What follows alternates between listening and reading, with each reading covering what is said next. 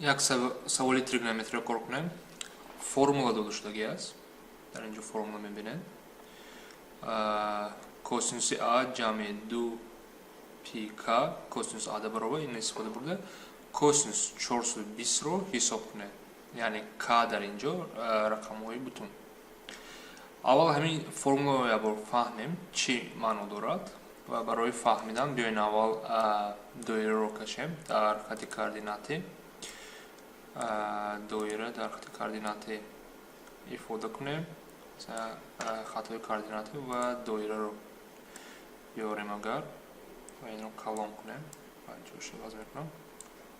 حاضر چیزی که ما می‌داریم در دایره گرادوس چند 360 گرادوس میباشد و گرادوس رو چه حساب میکنیم برعکس ساعت میرود. یعنی اگر من مثلا 30 گرادوس رو کنم از اینجا سر میکنم و مثلا 30 گرادوس میرود در اینجا 30 گرادوس میشود. لیکن ما می‌دونیم که یک دایره ما 360 گرادوس همگی است و برای کنج‌های کلانتر از 360 گرادوس چی میشود؟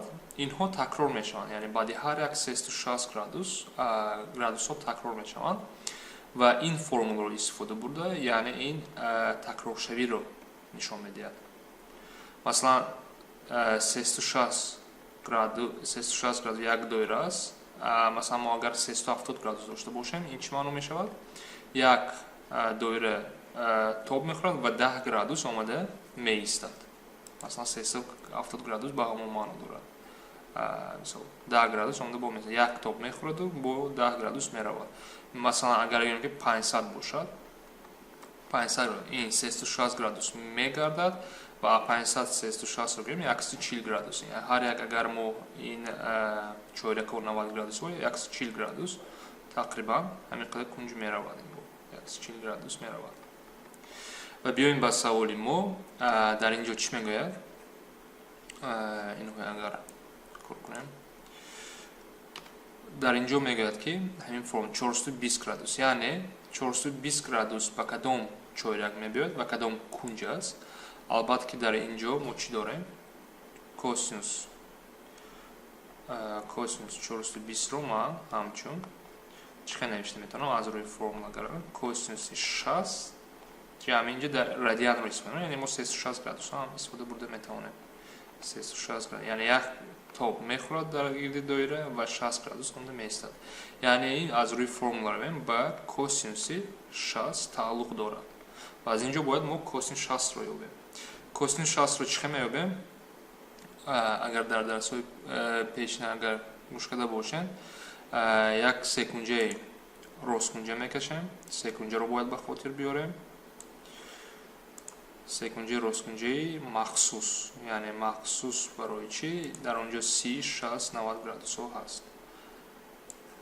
این سکنجه مخصوص چی میگه؟ اگر ما سکنجه راستکنجه داشته باشیم و کنج‌های آن 30 60 گرادوس باشن اگر بین طرف ها یک علاقه است 30 گرادوس هم وقت به چند نگاه میکند؟ یک 90 گرادوس با 2 و 60 گرادوس با ریشه 3 گفته میتونیم.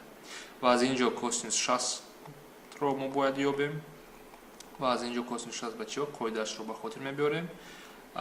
طرف همسایه یعنی با 60 همسایه یک است تقسیم هیپوتنوز 2 یعنی 1 تقسیم 2 میشه. برای گرادوس 60 گرادوس یک این همسایه